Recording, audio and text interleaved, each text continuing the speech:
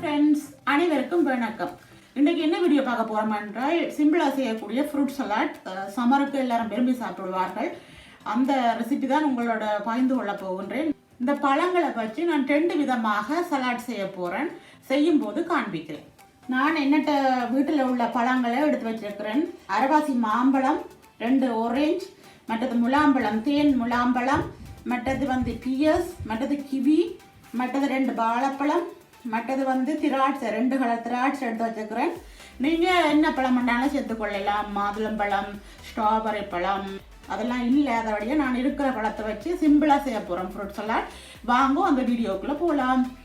நீங்கள் என்னுடைய சேனலை புதுசாக பார்க்குறீங்களா? அப்போ மறக்காமல் சப்ஸ்கிரைப் பண்ணி வைத்துக்கொள்ளுங்க. பக்கத்துலேயே ஒரு பெல் ஐக்கான் இருக்குது, அதையும் கிளிக் பண்ண மறக்காதீங்க. முதல்ல இந்த பழங்களை கட் பண்ண போகிறேன். ஏற்கனவே கழுவி வச்சிருக்கிறேன். இதை முதல்ல கட் பண்ண போகிறேன்.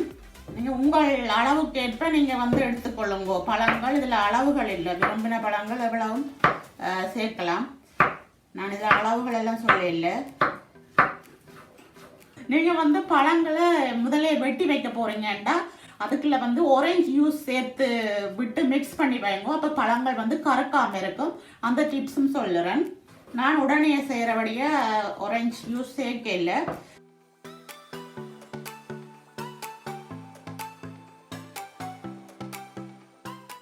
இப்போ இந்த பழங்கள் எல்லாம் வெட்டி முடிச்சிட்டேன். இனி ஒரு பவுலில் சேர்க்க போகிறேன்.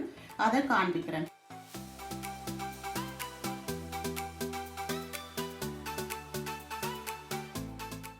முதல்ல இந்த சலாட் தயிர் சேர்த்து செய்ய போகிறேன். அதை இப்போ இந்த பழத்தில் சேர்க்க போகிறேன். இதில் ஒரு 1/2 கிளாஸ் தயிர் எடுத்து வச்சுக்கிறேன். உங்கள் விருப்பத்துக்கு ஏற்ப நீங்கள் தயிர் எடுங்கோ.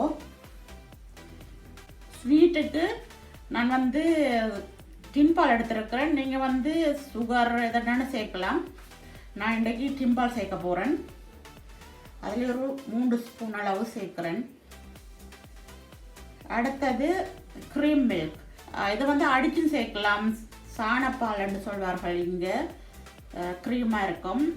அடித்து சேர்க்கல. நான் இது ஃபெட் என்றபடியே நான் சும்மா டேஸ்ட்டுக்காக 2 ஸ்பூன் சேர்க்க போகிறேன்.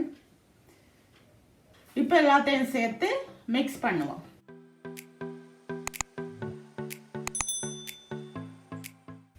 அடுத்தது நான் இப்போ லெமன், தேசிக்காய் புளி சேர்த்து சியா சீட்ஸ், இது உடம்புக்கு நல்லது.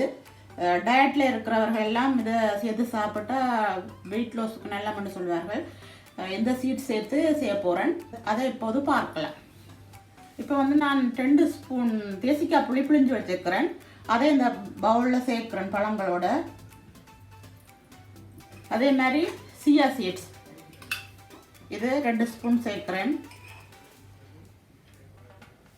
இதை ஏற்கனவே தண்ணியில் ஊற வச்சிருக்கிறேன். அப்பதான் சாஃப்டாக இருக்கும்.